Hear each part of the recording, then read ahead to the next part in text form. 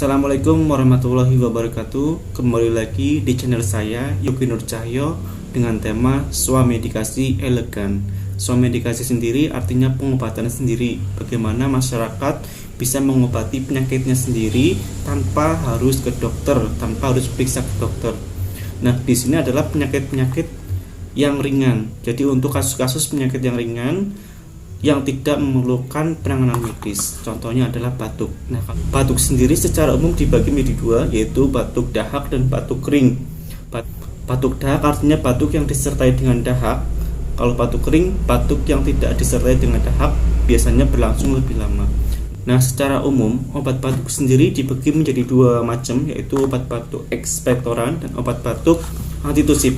Nah, saya ambil contoh obat batuk yang ini ekspektoran, warna biru ekspektoran, dan yang ini merah antitusif. Di sini saya ambil contoh buat ekspektoran warna biru, kandungannya bromhexin dan guaifenesin. Jadi memang fungsinya sebagai ekspektoran sekaligus mukolitik. Jadi mencairkan sekaligus mengeluarkan dahak. Nah, sedangkan untuk wood warna merah yaitu wood antitusif, kandungannya dextromethorphan dimix dengan dipenhidramin HCl. Jadi fungsinya sebagai antitusif, yaitu untuk menekan batuk yang kering tanpa dahak. Demikian teman-teman sharing saya kali ini tentang klasifikasi batuk dan obat batuk. Jadi teman-teman jangan sampai salah memilih obat batuk.